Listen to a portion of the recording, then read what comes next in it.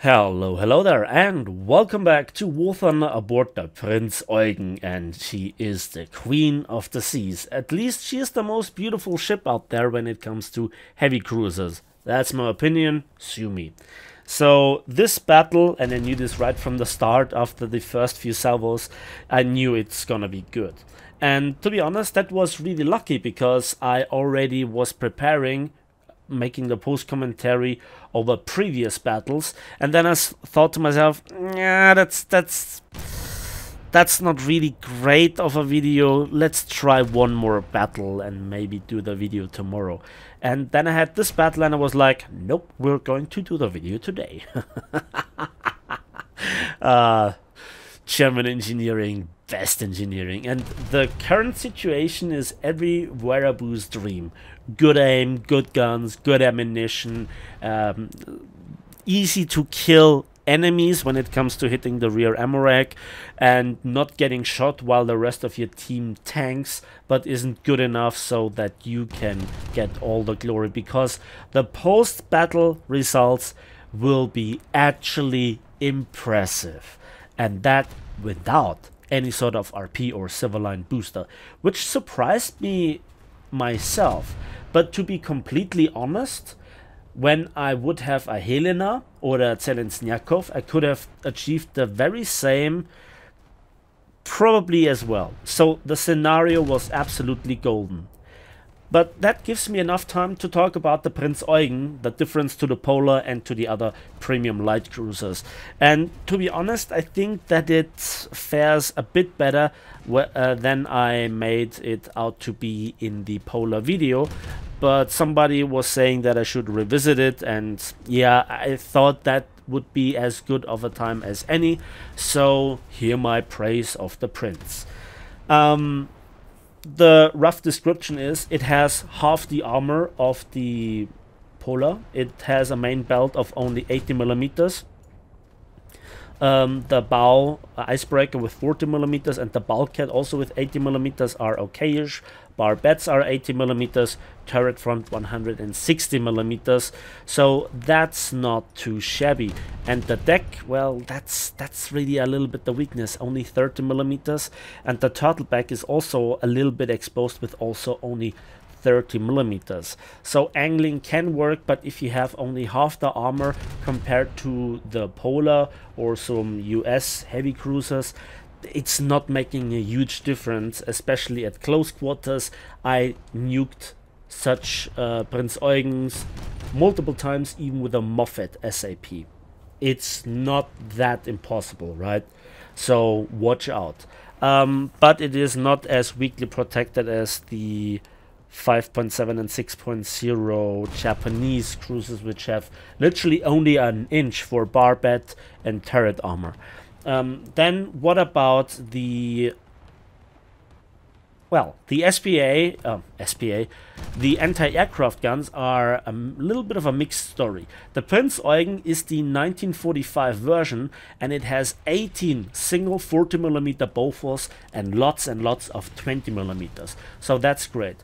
The 6 twin 105mm long-barreled SKC 33 AA cannons, they are not really great versus aircraft, but they function actually surprisingly well as secondaries if you load the APAG, which I did, because versus aircraft, well, you only have time fuse, and that was never really working for the last couple of years.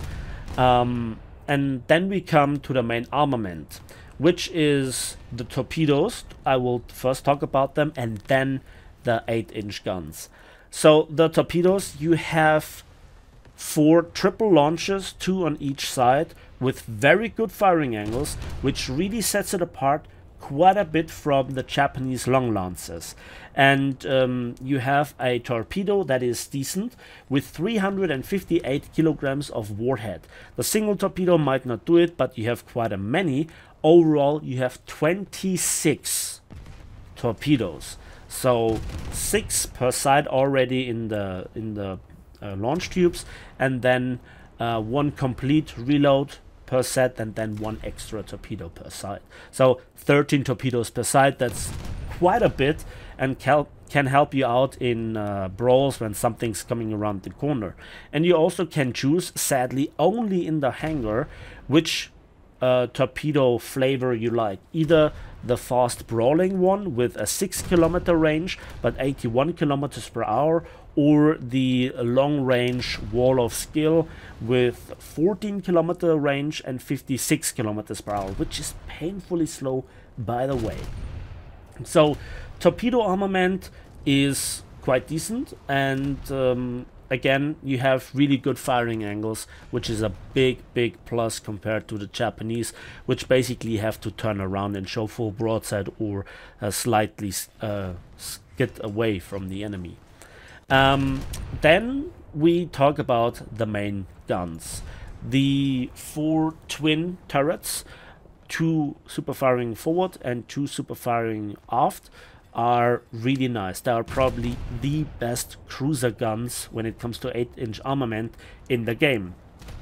That is because the 20,3 cm 60 SKC 34 guns with 1120 rounds of ammunition have 12 seconds reload. 12 seconds. That is not shabby, because Pola has 17 seconds, some US cruisers also have 17 seconds, and 12 seconds really increase the DPM into the usable fraction.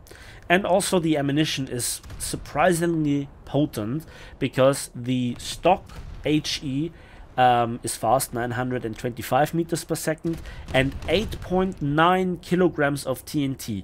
That's actually powerful, and in the long run I would try this shell out a bit more. Then as a tier 1 upgrade, we have the APHE, or APBC as it is called in the game, also 925 meters per second, and a TNT warhead of 2.65 kilograms and up to 421 millimeters of penetration. That means at range, in theory, you can even still threaten some lightly protected battle cruisers. So at 10 kilometers it's still 226 millimeters. So from 5 kilometers onwards, if they don't pay attention, you can actually really ruin their day. And that brings us to then the tier 2 upgrade, which is the difference to the Pola, and that is the SAP BC round, the SAP round. Funny enough, it's designated in-game as a SAP round, but in the name it's basically a HE shell with a base use. This makes a big difference, because this shell, when it comes to the explosive mass, has less than the base use HE from the Helena in a 6-inch gun. So 5.35 kilograms instead of 5.9 for the 6-inch guns. And you know, the Helena has twice as many guns and half the reload time, so 4 times the effective DPM. If you don't have a big difference in the shell, then what's the point of the 8-inch guns in the first place? It comes down how Gaijin implements the actual damage. But going back here to this shell, 5.35 kilograms on an actual SAP round with 242 millimeters of penetration, and at 5 kilometers it's 182 millimeters, and at 10 kilometers is still 130 millimeters. So you have surprising amounts of penetration and still a good TNT yield. And this shell actually is what makes this ship work at all. Yes, with good RNG you can do also very impressive things with the AP. The AP has certainly its place, especially if somebody is angling or you have a battle cruiser at hand. But it's really versus the Moffats and the Helenas, this shell, that feeds you the damage. Versus the superstructure, use the HE, it's really potent, and if somebody angles, or you really need to go through well-protected ships, the AP. So all 3 ammunition types have their valid point with their distinct features, right? And this is also great. And then we come to the before mentioned 105 millimeters. The AG, not really great, 1,550 grams of TNT, not good. The time fuse versus aircraft, forget about this. Use them as secondaries with the AP. Now the AP is not something outlandishly good, but it has still 178 millimeters at point blank range, and at 5 kilometers still 106 millimeters, and still a bursting charge of 343 grams. So you can really annoy Moffats, bridge the reload gap, and just can do extra damage, and those shells work. I've seen now in many battles where, for example, the secondaries of the Pola didn't do all that much, that you really can lower the percentage, and I've actually killed stuff in rapid succession with those guns.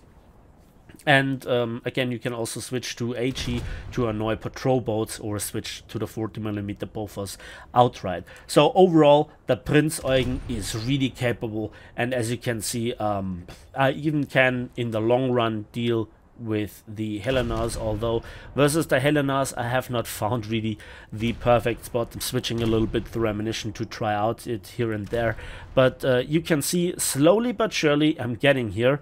And it's now time to turn around after this Helena goes down to capture B.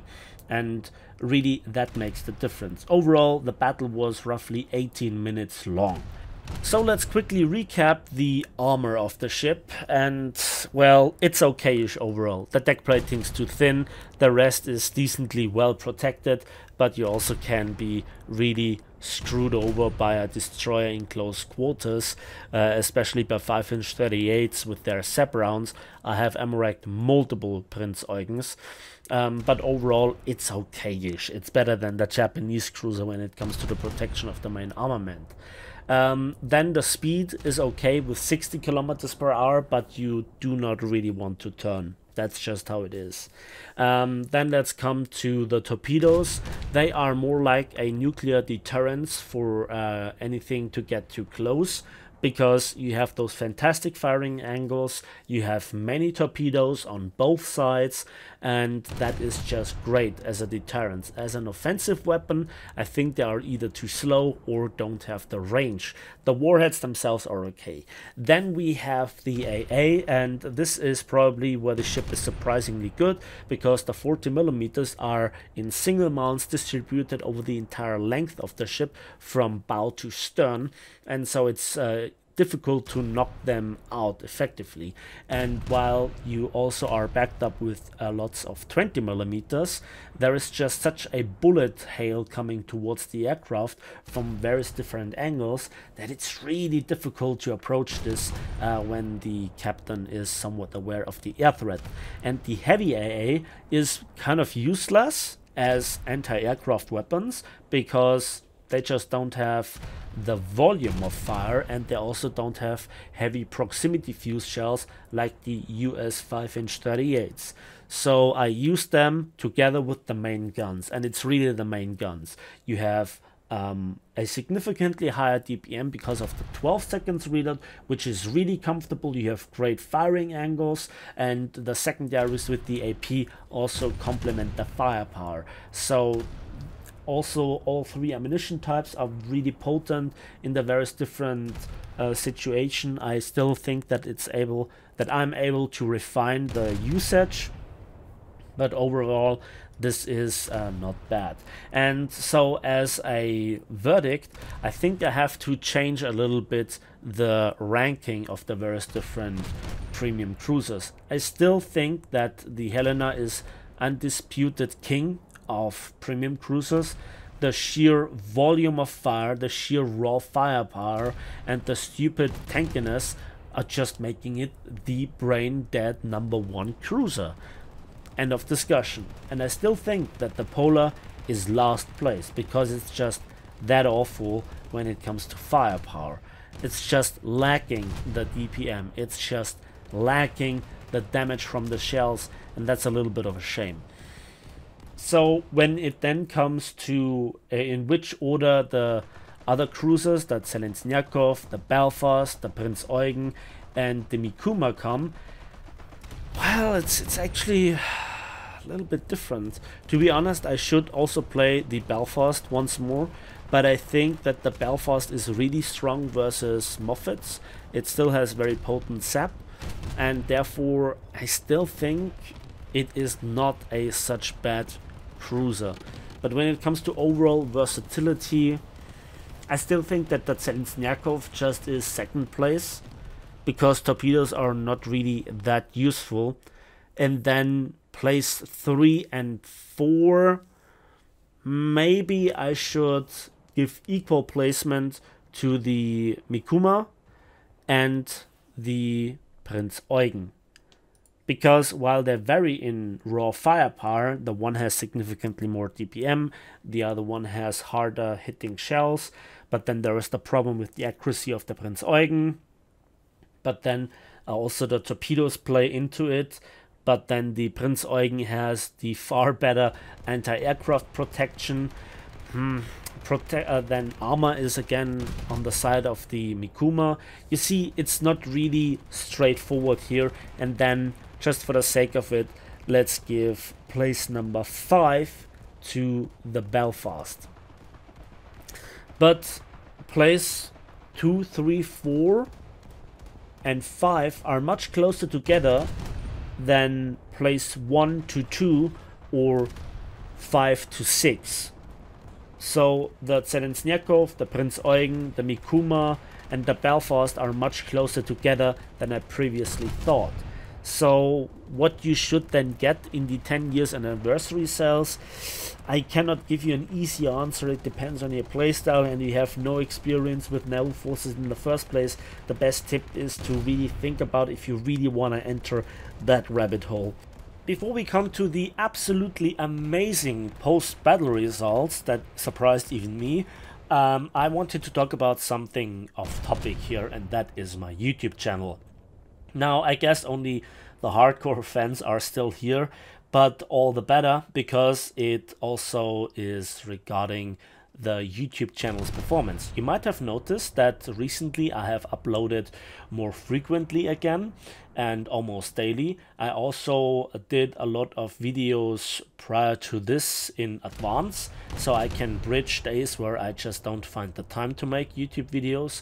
And the problem is, I have received word from multiple people that they do not see my videos in the feed, that my videos do not get recommended to them, even though they are subscribed. And there is another portion of people that have told me that they were unsubscribed from my channel and didn't know why, because they were subscribed and either YouTube themselves unsubscribed them or something else happened, and I would like to know why. Because while the overall views on the videos are relatively low, surprisingly low, the likes are really there, the comments are there. It's just that less people see those videos, and I would like to know.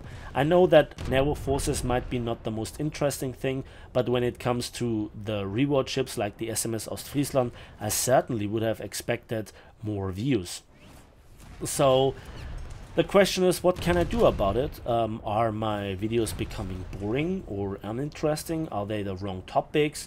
Do you want to see more squadron gameplay? Let me know right now. This is getting seriously into consideration what I do next.